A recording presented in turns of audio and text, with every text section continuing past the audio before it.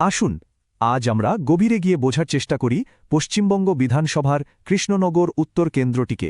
এটা শুধু কোনো রাজনৈতিক বিশ্লেষণ নয়, এটা হলো ডেটা আর তথ্যের ওপর ভিত্তি করে মানুষের রায়ের পেছনের আসল কারণগুলো খুঁজে বের করার একটা প্রচেষ্টা। আমাদের আজকের এই বিশ্লেষণটা কয়েকটা ধাপে এগোবে। প্রথমে আমরা এখানকার পরিস্থিতিটা বুঝব, তারপর ভোটের সংখ্যাতত্ত্ব দেখব এবং সবশেষে একটা সমাধানের দিকে এগোব। তো চলুন একদম গোড়া থেকে শুরু করা যাক। মনে রাখতে হবে, আমরা এখানে শুধু ভোটের হিসাব নিকেশ করতে আসিনি। আসল গল্পটা হলো সংখ্যার পিছনে লুকিয়ে থাকা মানুষের কথা, তাদের আশা আকাঙ্ক্ষার কথা। পশ্চিমবঙ্গের মানচিত্রে কৃষ্ণনগর উত্তরকে যদি দেখেন, এটা নদিয়া জেলার একটা খুব গুরুত্বপূর্ণ জায়গা। জলঙ্গি নদী এই অঞ্চলের জীবনরেখা। এখানকার মাটি, এখানকার মানুষ আর এখানকার ইতিহাস, এই সব কিছু মিলেই এখানকার রাজনীতিকে একটা আলাদা চরিত্র দিয়েছে। কিন্তু এই মাটির আসল সত্যিটা কি? মানুষের মনের কথাটাই বা কি? কোন বিষয়গুলো তাদের প্রতিদিনের জীবনে প্রভাব ফেলছে? চলুন সেটাই জেনে নেওয়া যাক। দেখুন, এখানকার মানুষের রোজকার জীবনটা ঠিক কেমন।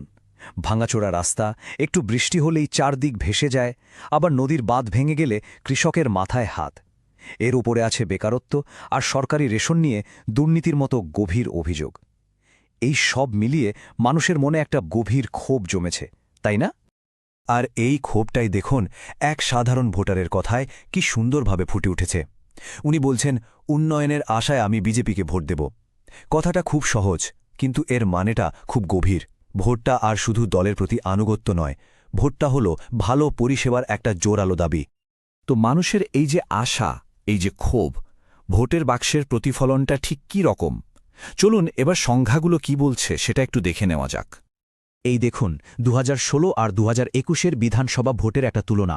2016-তে বিজেপির ভোট ছিল প্রায় 14%, আর মাত্র 5 বছরের মধ্যে 2021-এ সেটা 1 লাফে বেড়ে দাঁড়ালো 54%-এর বেশি, মানে প্রায় 40%-এর একটা বিশাল লাফ। এটা কোনো সাধারণ পরিবর্তন নয়, এটাকে একটা রাজনৈতিক ভূমিকম্পই বলা চলে। আর ভাববেন না যে এই বদলটা এমনি এমনি হয়েছে, বা মানুষ ভোট দিতে যায়নি। 2021-এ প্রায় 85% মানুষ ভোট দিয়েছেন, মানে কৃষ্ণনগরের মানুষ খুব সচেতনভাবে, সক্রিয়ভাবে এই রায়টা দিয়েছেন। এখানকার সামাজিক বিন্যাসটাও বেশ ইন্টারেস্টিং। প্রায় 72% হিন্দু, 27% মুসলিম।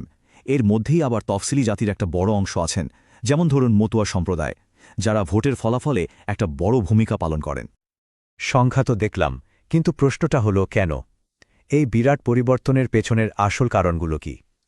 কি এমন ঘটল যে মানুষের মন এতটা ঘুরে গেল? চলুন কারণগুলো খুঁজি।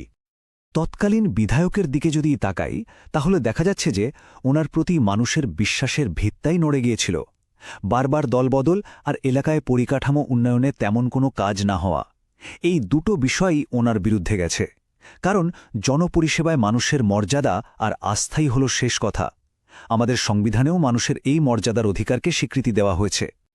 তবে ব্যাপারটা শুধু স্থানীয় বিধায়কের ব্যর্থতার মধ্যে সীমাবদ্ধ ছিল না।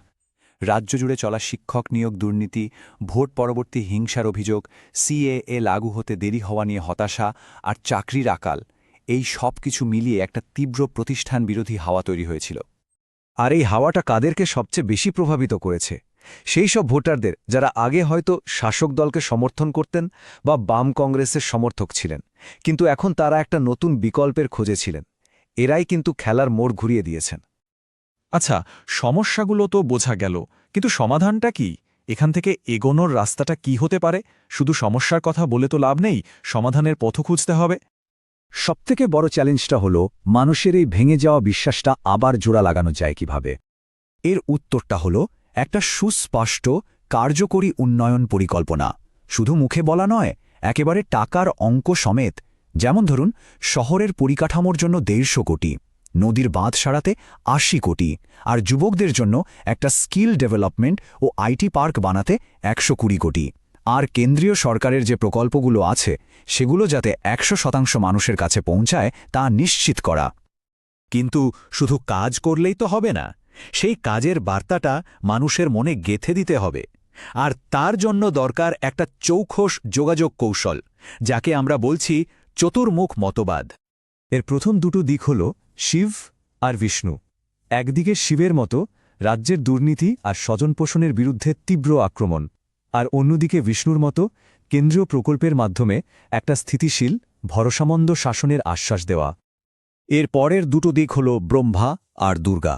ব্রহ্মার মতো একটা আধুনিক কৃষ্ণনগরের স্বপ্ন দেখানো, স্মার্ট সিটি, নতুন চাকরি। আর মা দুর্গার মতো এখানকার সংস্কৃতি, মানুষের নিরাপত্তা, বিশেষ করে মহিলাদের সুরক্ষার দায়িত্ব নেওয়ার প্রতিশ্রুতি। তো এই পুরো পরিকল্পনা আর কৌশলকে এবার বাস্তবায়িত করতে হবে, কারণ দিনের শেষে আসল কথা বলে অ্যাকশন, মানে কাজ। আমাদের সব তথ্য আর বিশ্লেষণ একটাই দিকে ইঙ্গিত করছে, প্রার্থী নির্বাচনটাই হবে সবথেকে গুরুত্বপূর্ণ সিদ্ধান্ত। যেহেতু তৎকালীন বিধায়কের ওপর মানুষের আস্থা তলানিতে, তাই একজন নতুন স্বচ্ছ ভাবমূর্তির স্থানীয় মুখকে সামনে আনাটা প্রায় অপরিহার্য। মনে রাখা দরকার, যে কোনো ডেটা ব্যবহারের আগে মানুষের অনুমতি এবং গোপনীয়তার সম্মান করাটা খুব জরুরি, যা ভারতের নতুন ডেটা সুরক্ষা আইনেরও মূল কথা। আর এর সাথে লাগবে একটা নিখুঁত পরিকল্পনা। বুথ স্তর পর্যন্ত সংগঠনকে শক্ত করা, সফল মডেলগুলো থেকে শেখা এবং নির্বাচনের আগে শেষ 30 দিন একটা নাছোড়বান্দা প্রচার চালিয়ে যাওয়া। তাহলে শেষ প্রশ্নটা এটাই দাঁড়ায়, উন্নয়নের একটা পরিষ্কার রোড ম্যাপ কি পারবে বছরের পর বছর ধরে চলতে থাকা অবহেলা আর অবিশ্বাসের উত্তরাধিকারকে মুছে দিতে? উত্তরটা হয়তো কৃষ্ণনগরের মানুষই দেবেন। যদি আপনারা একজন জনকেন্দ্রিক নেতা হয়ে আপনাদের কেন্দ্রের উন্নতি করতে চান, তাহলে blueprintstrategies.ai এর সাথে যোগাযোগ করুন। mgr@blueprintstrategies.ai এই ইমেল আইডিতে, অথবা ফোন করুন 0800 420 1400 6 নম্বরে। রাজনীতির ঊর্ধ্বে উদ্দেশ্য।